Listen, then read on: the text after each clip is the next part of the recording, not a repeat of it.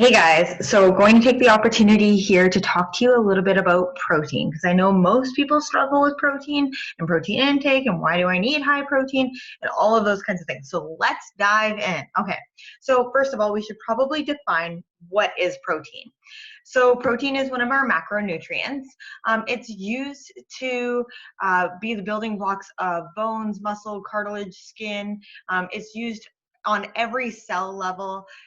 It's used in enzymes and hormones.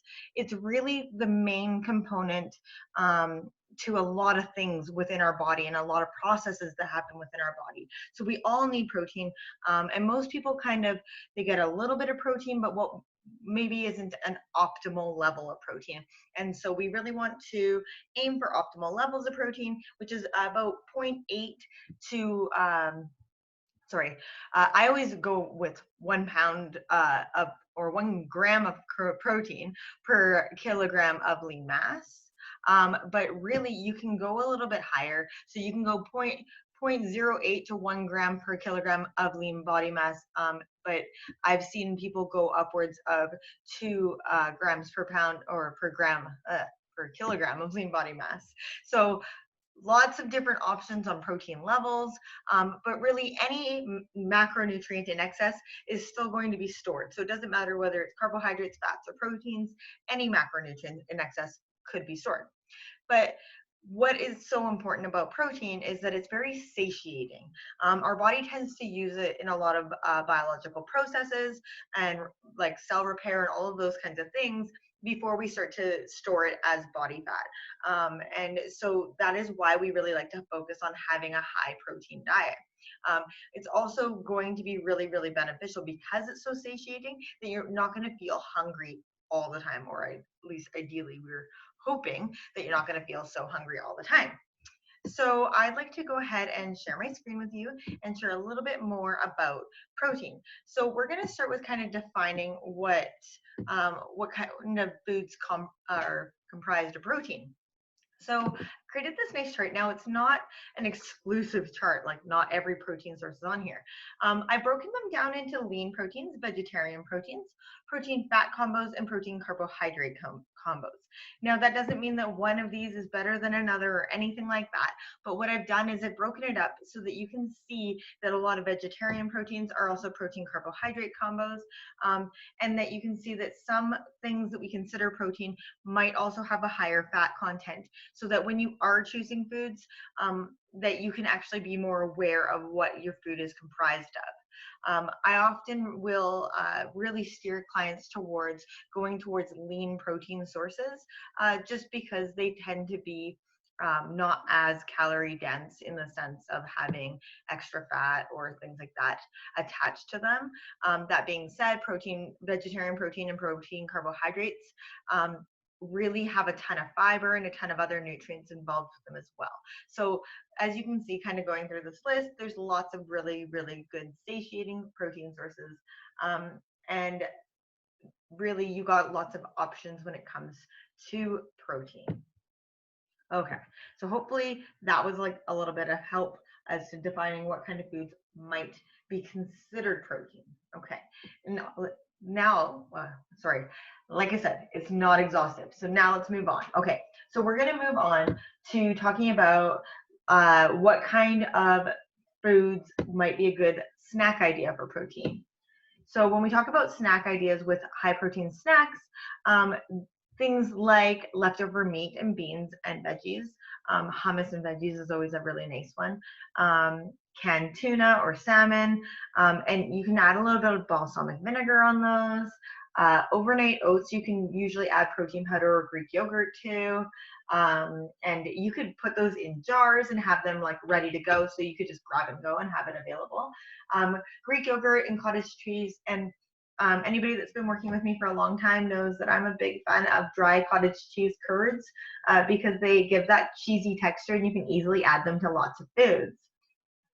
Protein bars are great. Now, the only thing I will caution you with when it comes to protein bars and those kinds of supplement forms of protein is that they are processed in the sense that they're going to have carbohydrates and fats also included in them. So when you are having things like that, you do want to make sure that you're going to account for those other calories within your diet as well.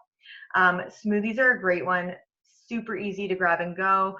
Super easy to make a ton of it in advance. Protein puddings, protein pancakes. I love protein pancakes. They are like hands down one of my favorites. And you can make them various flavors. You can have them no flavors so that you could make it savory. Lots of options. But my hands down high protein snack that I love to go towards, that is not listed on this list here, is leftovers. Love them. I love leftovers. So I tend to make lots of dinner. Like I cook dinner like I'm cooking for 8 or 9 people most nights of the week. And the reason for that is that I pre-package it into Tupperware containers, and I use sticky notes or a dry erase marker on top of the Tupperware container. To note how much I put in there. So I'll put how many grams or ounces of things are in there, how many cups of things, so that when it comes to lunchtime, I don't have to really think about making lunch. I grab something out of the freezer and I know it's gonna fit my nutrients. And the nice thing is if you do that all the time, you never have to worry about doing meal prep Sundays, because you can actually just have it all the time in the freezer and have so much variety that you never have to spend one full day actually meal prepping. So that is very, very helpful. Okay, so let's move on. More things for grab and go snacks that might be higher in protein. So grab and go snacks, things like turkey pepperoni, beef jerky, these are the kind of things that you want to have on hand when you are really stuck, or you're like starving and you're like, oh my goodness, what am I supposed to eat? I'm so hungry. Egg cups are great. You can make a ton of them in advance and you can freeze them. Like I said, leftovers. Roast chicken is one of my favorites. I always buy like 2 of them when I go to the grocery store, because I debone them and then they're in containers and I can put some in the freezer and some in the fridge, and then it's just there and it's ready and I can have some and it's nice and yummy. Hard-boiled eggs are always great, and you can do those all in advance. Edamame beans, love them, and they take forever to eat too. So if you're like a chip person, they tend to be really nice because you feel like you're eating lots and lots and lots of them. And it just takes a while, and you get that hand to mouth kind of feel that you would get with chips. You can get them in big boxes at Costco, and you microwave them and you add like some coarse sea salt on there. Oh my goodness, so good. Okay, lots of other grab and go snack ideas. Protein coffee is so good. Who doesn't love coffee, right? So hopefully you guys are finding this really helpful for helping to increase your protein intake. Now I'll give you a quick rundown on what my days tend to look like.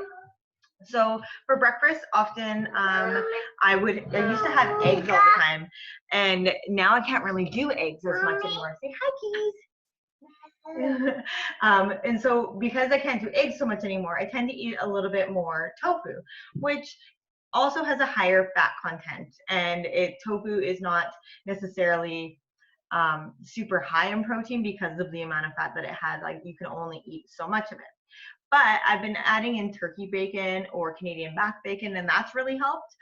Protein shakes are really helpful as well when it comes to those kinds of things. But eggs, egg whites, protein oatmeal is really yummy. Adding in some hemp hearts to that can be really, really beneficial when you are trying to get that protein up at breakfast. Now, my biggest piece of advice to you is to aim for the like 30 to 40 grams of protein at breakfast, because that'll help keep your protein intake really super duper high, and help you not have to play catch up later. I usually like to have a protein shake at some point in my day to help keep that protein up nice and high. If you're not a shake person, it's obviously not a requirement. It's an option, and there's lots of ways that you can get protein through your food. Tuna and canned chicken and those kinds of things are really easy to have on hand. Like I already said to you guys, usually for lunch I'm having some sort of leftovers, because I love leftovers and it's just easy to do. High protein pasta is really nice because you can get extra protein content from the pasta, as well as adding, say, chicken or steak or shrimp or anything like that to it. Now for dinner, most nights we I love to make like tons of different kinds of food. So I love Thai food. And so I like to make like Thai curries and stuff like that and change out the protein sources. And I just usually reduce the carbohydrate sources. And it really helps to increase like the protein when you've got, chicken or steak or turkey, pepperoni, or something along those lines. And you mix and match a bunch of different ones together and you created this like nice wonderful flavor within your mouth, and it's just so nice to have that variety when it comes to meal times, right? So play around with different ideas. Don't worry about eating the same thing all the time. If you're a meat and potatoes kind of person, stick with that. If you're not, then try something different. But really, when you are trying to focus on getting that protein intake up, it's about playing around with it and trying different things and finding recipes and trying to embrace this new lifestyle that's really going to be so physique pleasing, and it's going to be helping you towards your goals. I really hope that this video helps you guys understand protein, the importance of protein, and some tips and tricks for getting more in the day. Have a fabulous day.